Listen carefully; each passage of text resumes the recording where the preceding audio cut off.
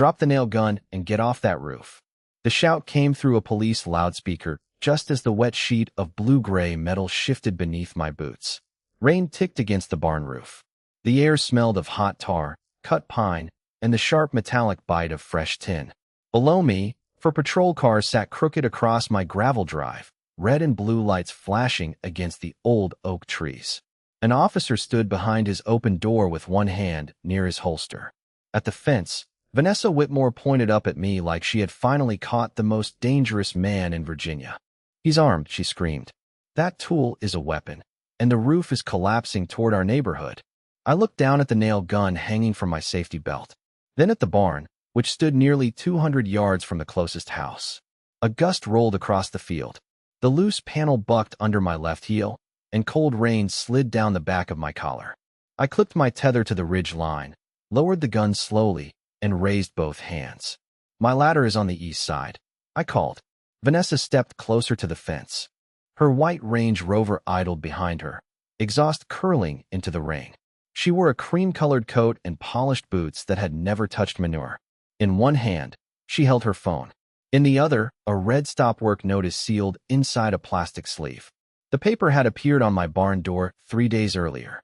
I had already photographed the outdated county seal, the missing file number, and the signature that looked as though it had been copied from another document.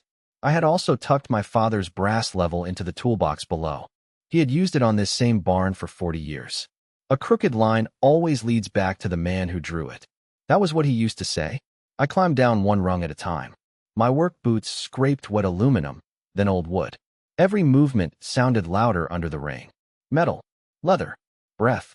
When I reached the ground, the first officer ordered me to turn around. I obeyed. Vanessa smiled. "Check the barn," she said. "The county already approved emergency demolition. Mr. Reed can confirm everything." That name mattered. I kept my face still while an officer patted down my flannel jacket. Another walked toward the barn with a body camera blinking red on his chest. Vanessa followed him, talking fast, explaining how I had ignored lawful orders, threatened children, and endangered the entire Heritage Ridge community. She never noticed the survey stakes beside the foundation. She never noticed the small camera mounted under the eave. And she definitely did not understand what her 911 call had just preserved in a state recording system. "What is your name, sir?" the officer asked. "Ethan Cole." "Occupation?" I glanced at Vanessa. Rain beaded on her perfect hair. She was already dialing someone, probably Douglas Reed, the county official whose signature sat at the bottom of that false order.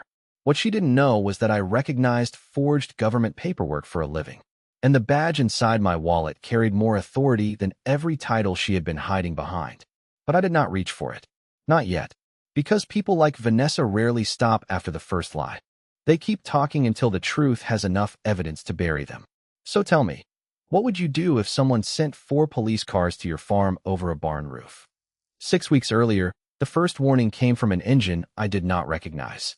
A diesel excavator was idling beyond my south fence before sunrise, its bucket resting over a strip of frozen pasture. The machine coughed black smoke into the pale morning while 2 men in orange vests drove survey stakes into my soil.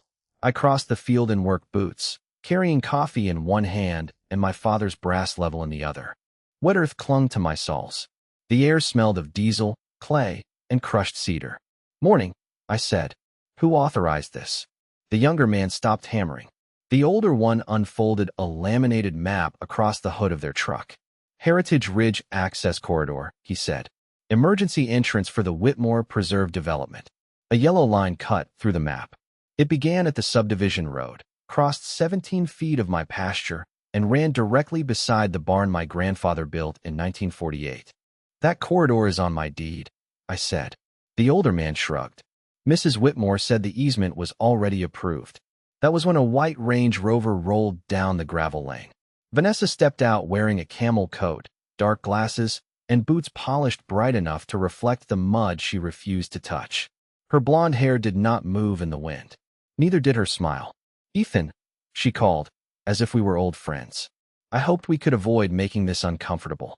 She handed me a folder embossed with the Heritage Ridge logo. Inside was a purchase agreement for a narrow strip of land. The price was insulting. The attached language was worse. It did not just grant road access. It allowed permanent utility lines, drainage work, construction staging, and future widening without additional compensation. You called this a temporary emergency lane, I said. It serves the community, Vanessa replied.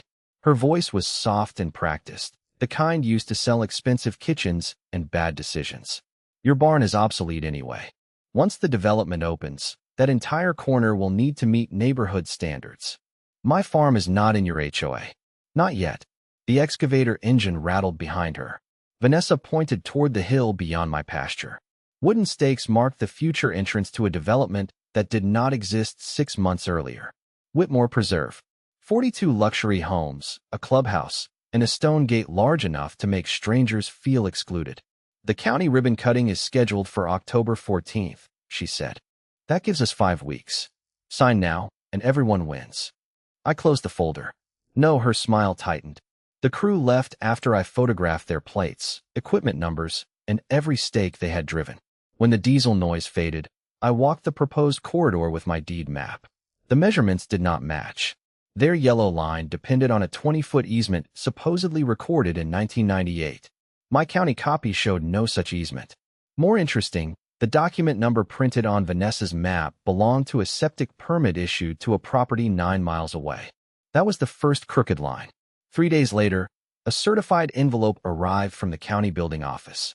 It declared my barn roof structurally hazardous and ordered all repairs stopped within 72 hours. The seal at the top was wrong. I knew because my office had redesigned it 2 years earlier after a forgery investigation. At the bottom sat Douglas Reed's signature. At noon, Vanessa called. October 14th is not moving, she said. Sell the strip, Ethan, or I'll make sure that barn comes down before the first guest arrives. I looked through the kitchen window at fresh red survey paint bleeding across my grass. Then I opened a new evidence file.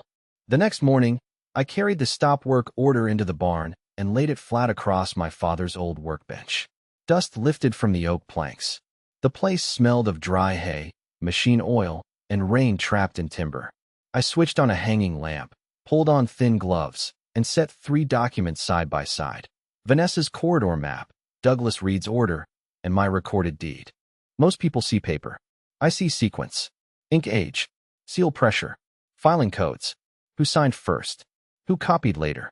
23 years auditing public contracts had trained my eyes to catch the tiny mistakes people make when they believe official letterhead can replace truth. I placed a steel ruler along the printed boundary. The line on Vanessa's map missed the original property marker by 18 feet. That was not a surveyor's rounding error. It was a deliberate shift, just enough to move the proposed access road away from protected wetlands and onto my pasture. I walked outside with a laser measure, a transit level, and my father's brass tool tucked beneath my arm. Frost cracked under my boots. At each survey stake, I checked elevation, distance, and bearing. The numbers formed a clean pattern. Their road could not legally climb the western slope. Too steep for emergency vehicles. It could not cross the eastern drainage channel without an environmental review. The only cheap route was through my barn lot. That explained the pressure. It did not explain the forged easement. I returned to the loft and pulled down a dented green file box from behind the feed bins. My grandfather had labeled it Cole Farm, structures in black paint. The latch squealed when I opened it. Inside were tax receipts, hand-drawn drainage sketches, and photographs curled brown at the edges. One showed my father at 16, standing on the unfinished roof beside Grandpa Samuel. Both wore work belts. Both were grinning into summer sunlight. I remembered my father balancing that brass level across a warped beam while I held the ladder below. Wood tells you when it's under pressure, he had said. People do too. You just have to stop talking long enough to hear it. Beneath the photographs lay a narrow ledger wrapped in waxed cloth. I had seen it as a child but never opened it. Before I could examine it, tires hissed on wet gravel outside. A gray pickup stopped near the south fence. 2 men wearing county jackets climbed out, looked toward the house, then walked directly to the barn foundation. They were not inspecting the roof. One photographed the old stone footing while the other scraped mud away from a rusted metal plate bolted beneath the corner post. When I stepped through the doorway, both men froze. Can I help you? The taller one covered the plate with his boot. Routine assessment. Where's your inspection order? He glanced at his partner. Office has it. They left without giving names. After their truck disappeared, I knelt beside the post and cleaned the plate with a wire brush. For stamped numbers emerged beneath the rust. They matched an entry in my grandfather's ledger. The entry was dated 1979 and marked with 3 words, State Water Control. I turned the page. Someone had torn out the next 6 sheets. The cuts were fresh. That was when I understood Vanessa was not only trying to take a road. She was looking for something buried in the history of my land. By noon, my phone would not stop vibrating.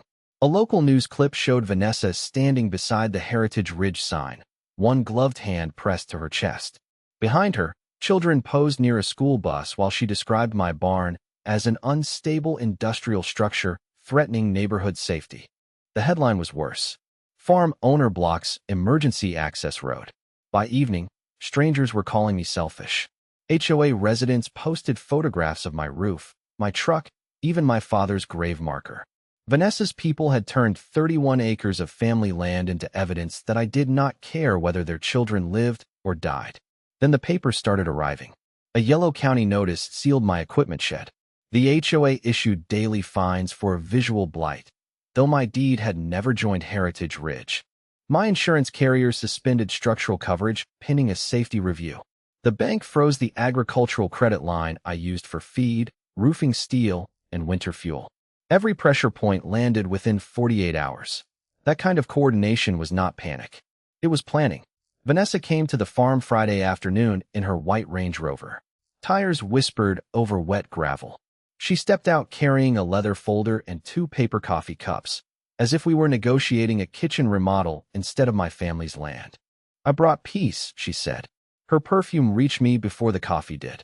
Inside the folder was a revised purchase offer. The number had doubled, but the language surrendered road access, water rights, drainage control, and any claim arising from prior surveys. She tapped the signature line with one polished nail. The bank knows your position, she said. No credit, no insurance, daily penalties.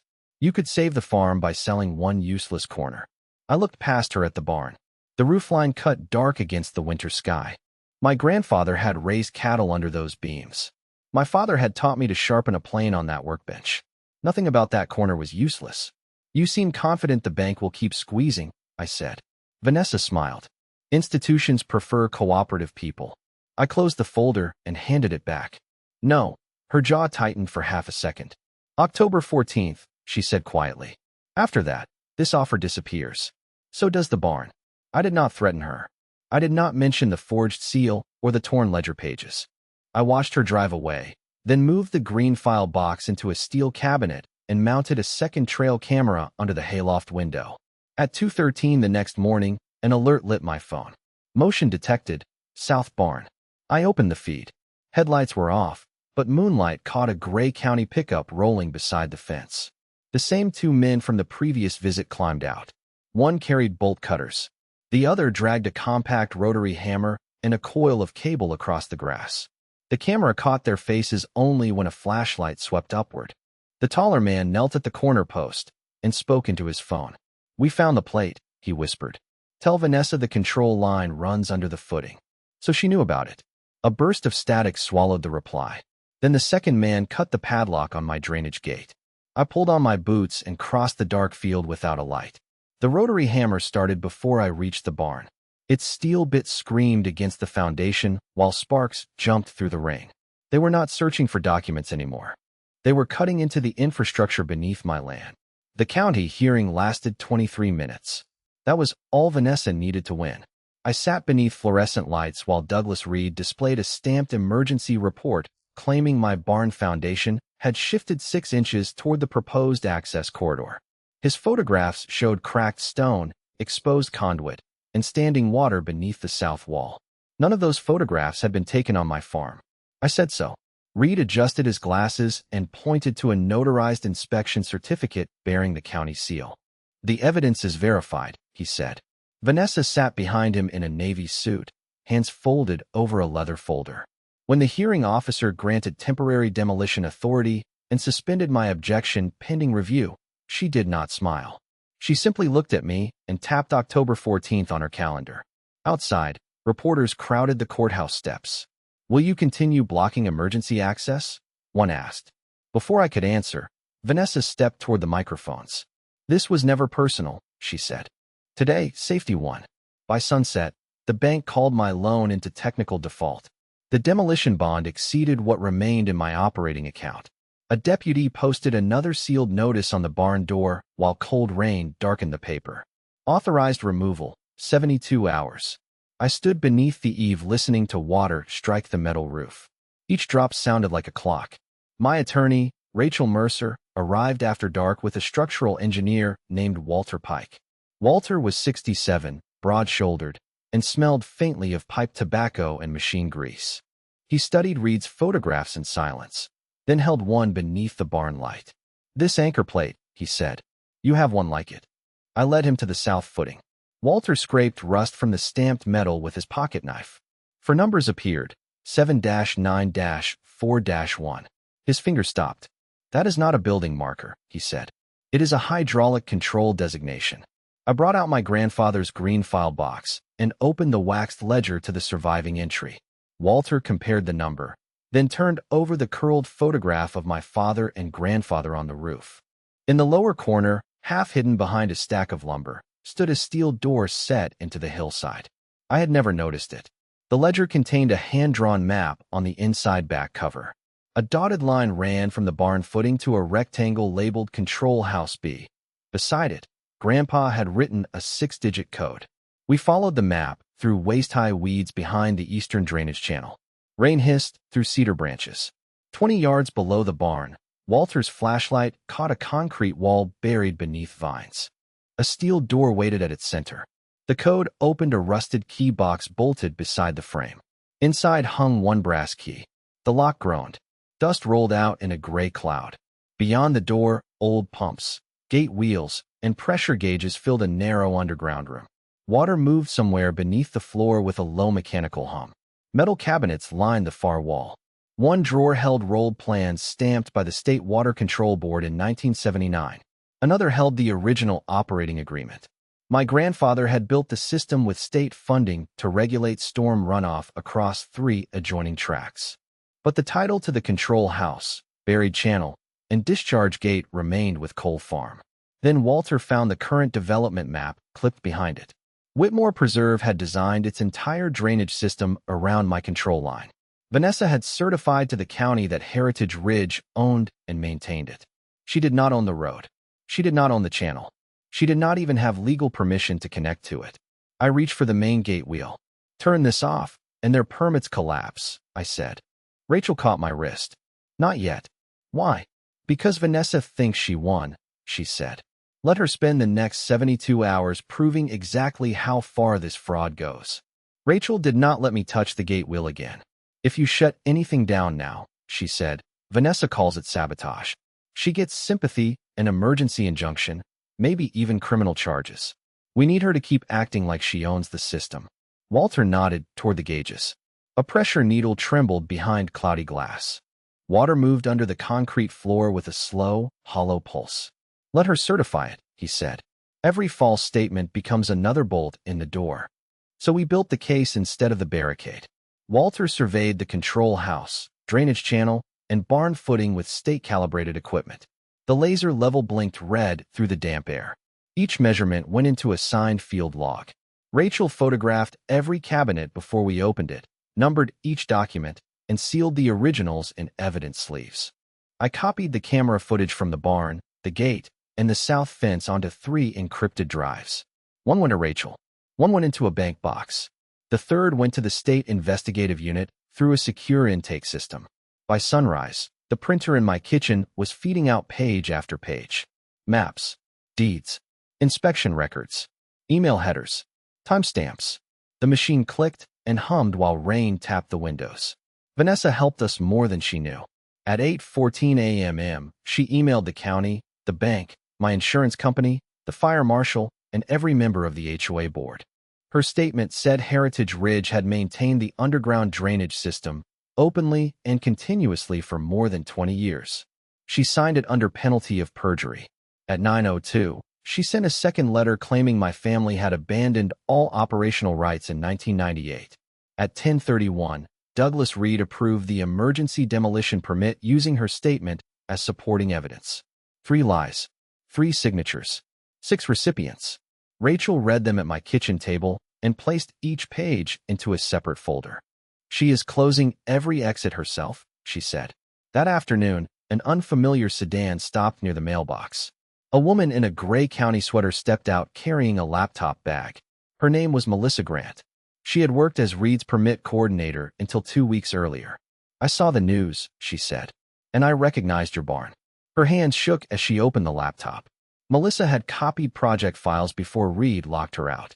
Inside were permit drafts, internal messages, and a contract between Whitmore Consulting and Reed Development Services.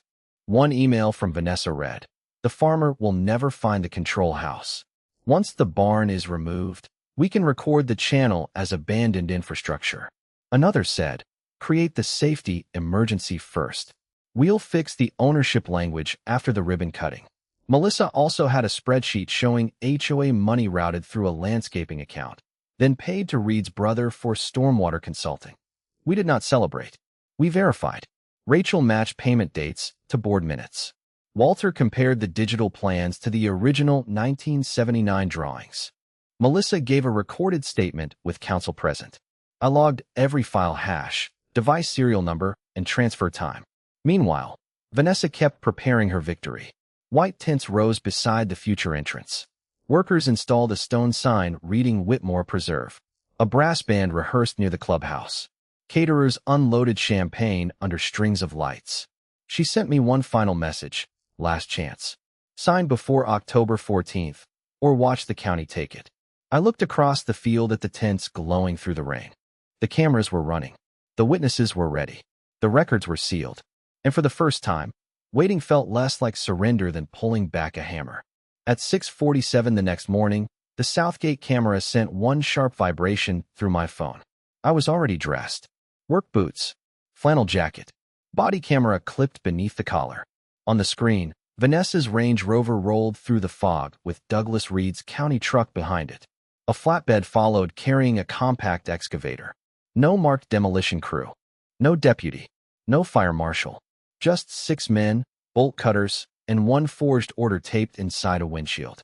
Rachel was listening through an open call. State investigators were staged 2 miles away. We had agreed on one rule. Nobody moved until Vanessa crossed the line herself. Metal snapped outside. The drainage gate chain dropped into the gravel.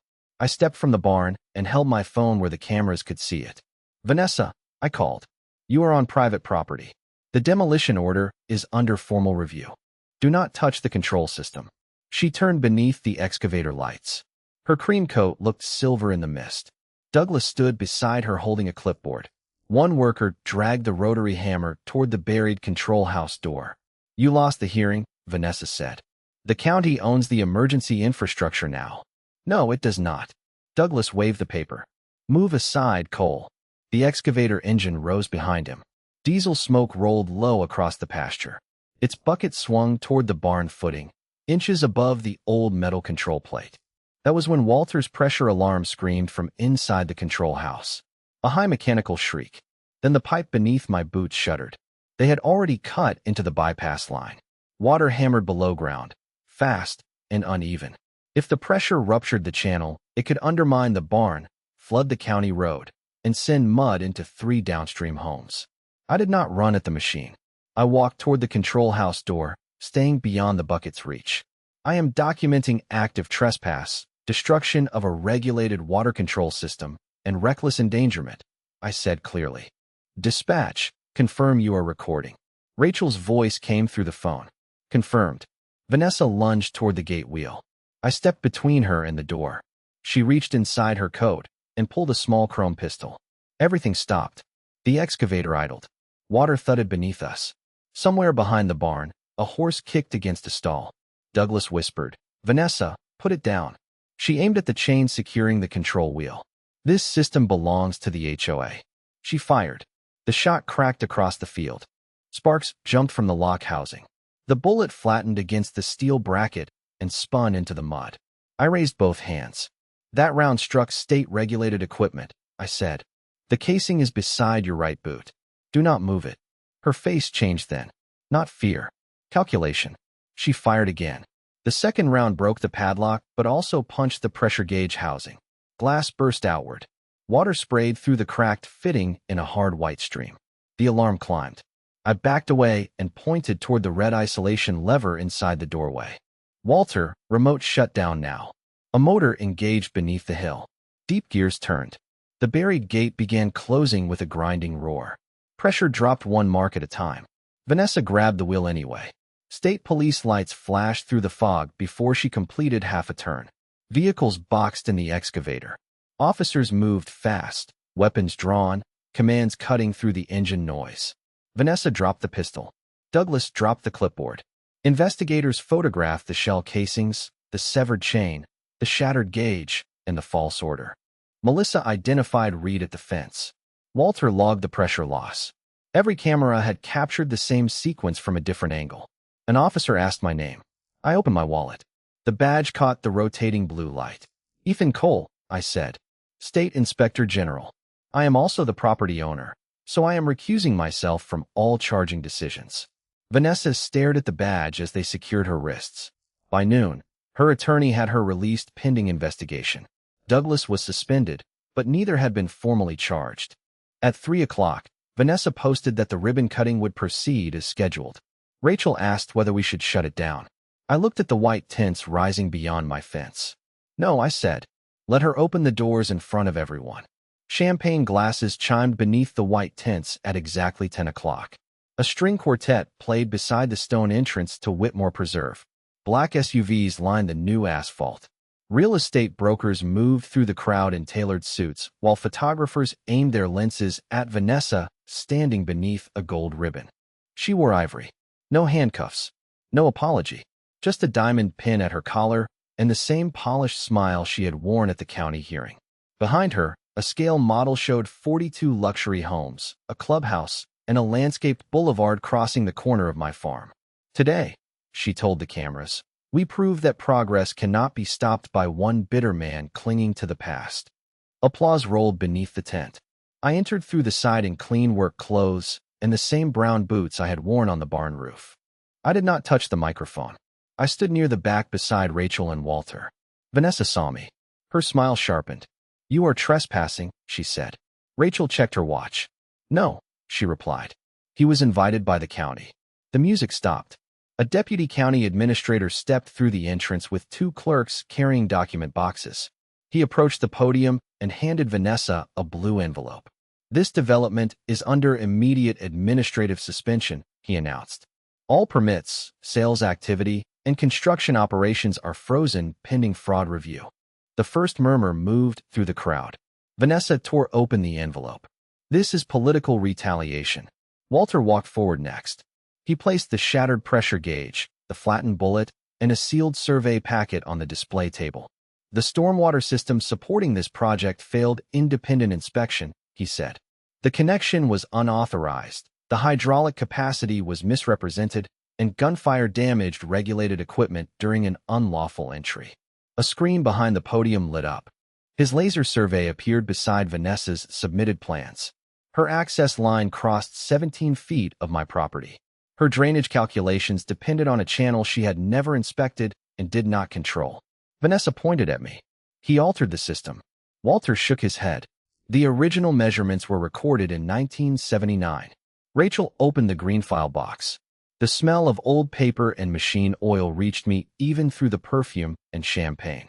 She displayed my grandfather's ledger, the brass key, the state-stamped plans, and the original operating agreement. The road, control house, buried channel, and isolation gate belonged to Cole Farm, she said.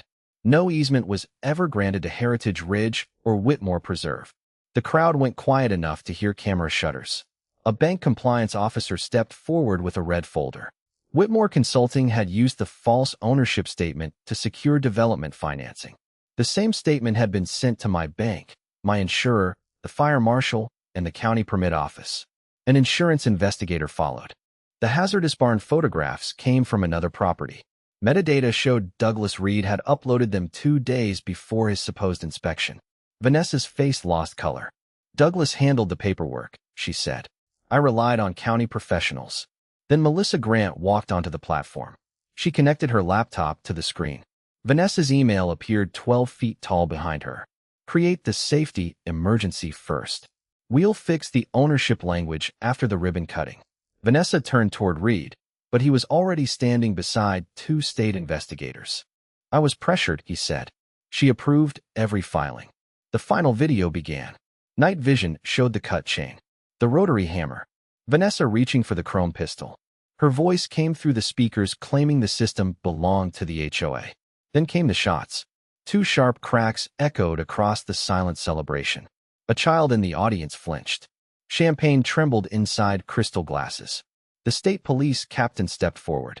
Vanessa Whitmore, you are under arrest for criminal trespass, reckless endangerment, use of a firearm during property destruction, insurance fraud, banking fraud, conspiracy, and falsification of public records.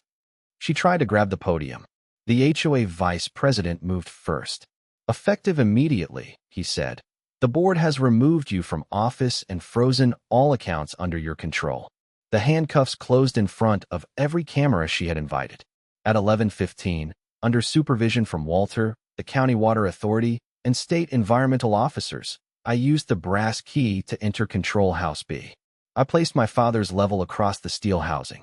The bubble settled in the center. Then I pulled the red isolation lever. The pump slowed. The gauges dropped evenly. Water was rerouted through the original protected channel, away from the unfinished development and every occupied home. No flooding, no damage, no spectacle, just a lawful shutdown. Outside, the fountain beside the Whitmore Preserve sign coughed once and went silent. The gold ribbon fluttered over a road that could not open, houses that could not drain, and a fortune built around one fact Vanessa had never bothered to verify. Her entire development depended on a gate she had never owned. 3 months later, the rain came hard across Cole Farm. It drummed against the blue-gray barn roof, ran clean through the restored drainage channel, and disappeared beneath the pasture without flooding a single road or basement. Inside the barn, the old crescent-shaped water stain remained dry. The air smelled of wet earth, hay, and machine oil. Whitmore Preserve did not disappear. 42 families had already placed deposits, and several contractors had worked in good faith. I had no interest in punishing people who had never seen Vanessa's forged maps. So I offered the county a legal operating agreement. The development could connect to the Cole Farm drainage system only after independent engineering approval, full environmental review, and payment into a maintenance fund controlled by neither the developer nor the HOA. Every future inspection would be public. Every emergency gate operation would require 2 authorized signatures. The county accepted. The revised system cost more, took longer, and crossed public land instead of mine. It was not the cheapest solution. It was the honest one. Heritage Ridge held its first open election in 9 years. Residents replaced the entire executive board. Monthly statements went online. Meeting minutes stopped disappearing. An outside audit recovered more than $400,000 in misused dues, enough to refund illegal assessments and repair neglected roads. Melissa Grant became the county's new permit compliance director. Walter stayed on as an independent engineering advisor, though he claimed he only accepted because our coffee was better than the county's. Douglas Reed pleaded guilty to falsifying public records and conspiracy. He lost his position, his engineering license, and received a prison sentence followed by restitution. Vanessa faced the heavier judgment.